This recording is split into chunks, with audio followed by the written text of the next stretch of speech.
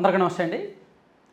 Mass మహారాజా రవితేజ హీరోగా, class director ఒక రకంగా, శివ నిర్వాణ డైరెక్టర్గా, మైత్రి మూవీ మేకర్స్ తెలుగులో పెద్ద ప్రొడ్యూసర్లు, పెద్ద మార్కెట్ ఉన్న మంచి మంచి సినిమాలు తీసిన ప్రొడ్యూసర్లు. సో ఈ కాంబినేషన్లో వచ్చిన సినిమా ఇరుముడి. ఈ సినిమా ట్రైలర్, టీజర్, పేరు, అందులో వచ్చిన పాటలు అన్నీ కూడా ఒక రకమైన పాజిటివ్ వైబ్ తీసుకొచ్చాయి. సో సినిమా రిలీజ్కి ముందే పాజిటివ్ టాక్ అయితే స్ప్రెడ్ అయింది. సో దాంతో రవితేజ కెరీర్లోనే ఈరోజు మంచి ఓపెనింగ్స్ వచ్చాయి. సో ఓవరాల్గా ఈ సినిమా ఎలా ఉంది, నేను ఇందాక 11 గంటల షోకి, మార్నింగ్ షోకి వెళ్ళొచ్చాను. సో ఈ సినిమా ఎలా ఉంది, చూడొచ్చా లేదా, అండ్ బ్రేక్ ఈవెన్ అవుతుందా లేదా, ఓవరాల్గా హిట్టా ఫట్టా అనేది నేను ఈ వీడియోలో చెప్తాను.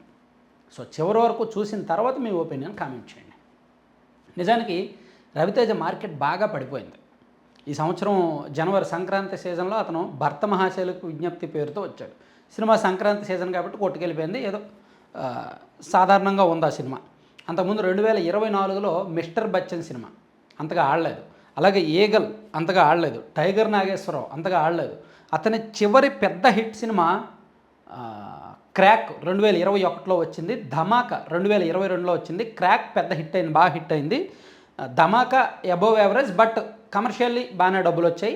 తర్వాత వాల్తేరు వీరయ్య హిట్ అయినప్పటికీ ఆ క్రెడిట్ అంతా చిరంజీవి గారిది కాబట్టి అటు వెళ్ళింది.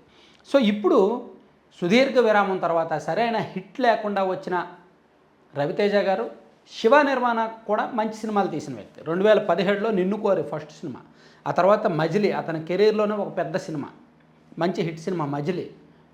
తర్వాత టక్ జగదీష్ ఒకటి వచ్చింది, మధ్యలో ఫ్లాప్ అయింది. ఆ తర్వాత ఖుషీ సినిమా వచ్చింది, విజయ్ దేవరకొండ. సో ఇద్దరు కాంబినేషన్ అనేసరికి కొంచెం ఇంట్రెస్ట్ ఉంది. సో ఓవరాల్గా సినిమా సింపుల్ స్టోరీ లైన్ ఏమిటంటే, తండ్రి కూతురు సెంటిమెంట్ బ్రహ్మాండంగా ఉంది. సో ఒక చిన్న పల్లెటూరు, ఒక అరకు జిల్లాలో ఒక సీలేరు అనే ఒక చిన్న పల్లెటూరు, ఆ పక్కన చుట్టుపక్కల ఉన్న గ్రామాలకు సంబంధించిన కథ. సో అక్కడ ఈ తండ్రి కూతుళ్ళు, ఊర్లో అయ్యప్ప స్వామి భక్తులు వాళ్ళు తరచూ మాల వేస్తూ ఉంటారు. సో ఊర్లో చిన్న చిన్న సంఘటనలు జరుగుతూ ఉంటాయి. ఊర్లో అమ్మాయిల్ని, ఆడపిల్లల్ని కొంతమంది వేధిస్తుంటారు. అండ్ ఆ స్కూల్లో పనిచేసే ఒక లేడీ టీచర్ కూడా ఈ అమ్మాయిల్ని రహస్యంగా సంథింగ్ కథకు ముడిపడిన కీలకమైన అంశం అనమాట. అదంతా మనం చెప్పకూడదు. సో ఇది, సో దీనిలో హీరో కూతురు ఆ కథలో భాగం ఏంటి, ఈమె పాత్ర ఏంటి. సో హీరో చివరికి ఈ ఫ్యామిలీ కథ ఎలా ముగిసింది, సో తండ్రి కూతుళ్ళు సెంటిమెంట్ ఎక్కడ వరకు వెళ్ళింది, ఎక్కడ ఆగింది, సో సినిమాలో విలన్ ఎవరు, చివరి ట్విస్ట్ ఏంటి, ఇవన్నీ కూడా చాలా ఇంట్రెస్టింగ్గానే ఉన్నాయి. అయితే ఒకటి మాత్రం నిజం, రెగ్యులర్గా సినిమాలు చూసే వాళ్ళకి, కమర్షియల్ సినిమాలు చూసే వాళ్ళకి ఈ సినిమా స్టోరీ అర్థమైపోద్ది. ఫస్ట్ హాఫ్ ఒక 40 నిమిషాలు చూసిన తర్వాత సినిమా ఎస్ విలన్ ఇతనే, ఇతన్ని ఎంత పాజిటివ్గా చూపించారంటే ఇతనే విలను, సో ఇతను హీరో, ఇతను విలను, సో జరగబోయే క్రైమ్ ఇది, ఆడపిల్లలు, స్కూల్లో టీచరు, సో జరగబోయే క్రైమ్ ఇది అనేది అంటే అందరికీ అర్థం కాకపోవచ్చు. ఒక 100 మందిలో థియేటర్లో ఉంటే ఒక 10-15 మందికి సినిమా కాన్సెప్ట్, కథ అర్థమైపోద్ది. మిగిలిన వాళ్ళకి సినిమా చాలా థ్రిల్లింగ్గా, మంచి ట్విస్ట్ పెట్టాడే, ఇంట్రెస్టింగ్ ట్విస్ట్ పెట్టాడే అనిపిస్తుంది అనమాట. సో ఓవరాల్గా సినిమా నా దృష్టిలో అబోవ్ యావరేజ్. నాకు తెలిసినంత వరకు రవితేజ నటన చాలా బాగుంది. ఒక మిడిల్ క్లాస్ ఫాదర్ పాత్రలో, ఒక ఆడపిల్ల తండ్రి పాత్రలో కొన్ని డైలాగులు, కొన్ని సీన్లు, కొన్ని భావోద్వేగాలు అద్భుతంగా పండించాడు. అలాగే రవితేజ కుమార్తె పాత్రలో చేసిన ఆ చిన్నారి కూడా బాగా యాక్ట్ చేసింది. అండ్ అందరూ కూడా వాళ్ళ పాత్రలో ఒదిగిపోయారు. విలన్ క్యారెక్టర్ కూడా లాస్ట్లో రివీల్ చేసి ఒక ట్విస్ట్ అనమాట, దాన్ని కూడా కొంతవరకు పండించే ప్రయత్నం చేశారు. సో సినిమాకి ప్రధాన బలం ఏంటంటే ఆ గ్రామీణ నేపథ్యం, అక్కడ జరుగుతున్న సంఘటనలు, అండ్ ఒక చిన్న క్రైమ్కి ముడిపడి ఉన్న కథ, అలాగే ఆడపిల్లల తండ్రులు, ఆడపిల్లలకు సంబంధించిన కథ అనమాట. సో ఇదంతా కూడా సెంటిమెంటల్గా, ఎమోషనల్గా బాగానే వర్కౌట్ అయింది. కాబట్టి సినిమా నా దృష్టిలో అబోవ్ యావరేజ్. ఓవరాల్గా బ్రేక్ ఈవెన్ అయితే అయిపోద్ది. ఎందుకంటే ఈరోజు శ్రావణ శుక్రవారం, ఫ్యామిలీ ఆడియన్స్కి ఖచ్చితంగా సినిమాలకు వెళ్తారు మ్యాక్సిమం. అలాగే రేపు ఎల్లుండి శనివారం, ఆదివారం కాబట్టి సినిమాలు చూస్తారు. ఇప్పుడు థియేటర్లో పెద్ద సినిమాలు ఏమీ చూడడానికి అయితే లేవు. కాబట్టి ఇరుముడి ఫస్ట్ ప్రయారిటీ అవుద్ది. ఫస్ట్ సినిమాకి వెళ్ళాలి, థియేటర్కి వెళ్ళాలి అనుకుంటే వాళ్ళ ఫస్ట్ ఆప్షన్ ఇరుముడి మాత్రమే అవుద్ది. కాబట్టి ఈ 3 రోజుల్లో 20 కోట్లు రాబట్టడం పెద్ద కష్టమేమీ కాదు.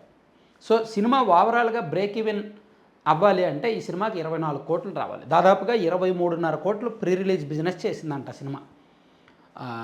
ఆంధ్ర ఏరియాలో ఒక 8 కోట్లును, సీడెడ్లో ఒక 2.5 కోట్లు, అండ్ నైజాం ఏరియాలో కొంత 5 కోట్లు అరౌండ్, అండ్ ఓవర్సీస్ మొత్తం మీద ఇతర రాష్ట్రాలు రెస్ట్ ఆఫ్ ఇండియా ఒక 2.5 కోట్లు, అండ్ ఓవర్సీస్ కొంత, ఇలా మొత్తం మీద ఒక 23.5 కోట్ల వరకు ప్రీ రిలీజ్ బిజినెస్ చేసింది. ఈ సినిమా బడ్జెట్ 45 కోట్లు ఖర్చు పెట్టారు. అందులో సగానికి సగం ఓటీటీ రైట్స్ ద్వారా, డిజిటల్ రైట్స్ ద్వారా, శాటిలైట్ రైట్స్ ద్వారా రకరకాల మార్గాల్లో రాబట్టేసుకున్నారు. ఒక 25 కోట్లు ముందే రాబట్టేసుకున్నారు. అండ్ మిగిలింది సినిమా అమ్మకం ప్రీ రిలీజ్ బిజినెస్ ద్వారా రాబట్టేసుకున్నారు. సో ప్రొడ్యూసర్ల వరకు సేఫ్. అయితే మైత్రి మూవీ మేకర్స్ ఏంటంటే సినిమాని చాలా సేఫ్ జోన్గా అమ్ముతారు వాళ్ళు. వాళ్ళకి పెద్ద నెట్వర్క్ ఉంది, ఒక పెద్ద థియేటర్ల వ్యవస్థ ఉంది, చాలామంది ఎగ్జిబ్యూటర్స్, డిస్ట్రిబ్యూటర్లతో పరిచయాలు ఉన్నాయి. అందులోకి సినిమాకు ఒక పాజిటివ్ టాక్ ఉంది కాబట్టి కమర్షియల్గా వాళ్ళు కాస్త యావరేజ్ టాక్ వచ్చిన సినిమాను కూడా హిట్లోకి తీసుకువెళ్ళగలరు అనమాట. సో అట్లా ఈ సినిమాని కొంతవరకు లాక్కొస్తారు. సో ఓవరాల్గా ఈ రోజు నుంచి రేపు ఎల్లుండి ఈ 3 రోజులు కలిసి వస్తుంది. అది ఒకటి కమర్షియల్గా ప్లస్. అలాగే ఫ్యామిలీ ఆడియన్స్కి నచ్చుతుంది, అది కూడా కొంత కలెక్షన్లు రాబెడుతుంది. అలాగే ఫస్ట్ రోజు ఈరోజు బీభత్సంగా రవితేజ కెరీర్లో హయ్యెస్ట్ కలెక్షన్స్ వస్తున్నాయి. అండ్ ఒక క్రాక్ సినిమా తర్వాత పూర్తి స్థాయిలో రవితేజ మాస్ పాత్రలో మంచి యాక్షన్ ఎపిసోడ్స్లో బాగా ఇరగదీశాడు. ముఖ్యంగా కొన్ని ఫైట్లు అయితే క్రాక్ సినిమాలో ఉన్న ఫైట్లాగా, అలాగే నా పేరు శివ సినిమాలో ఉన్న ఫైట్లాగా అనిపిస్తాయి. ఒక 2-3 ఫైట్లు. సో అది అలా. సో డైరెక్టర్ కొన్ని చోట్ల చాలా జాగ్రత్తలు పడ్డాడు ఆ యాక్షన్ సీన్స్ విషయంలో, అలాగే సెంటిమెంట్ విషయంలో, భావోద్వేగాల విషయంలో.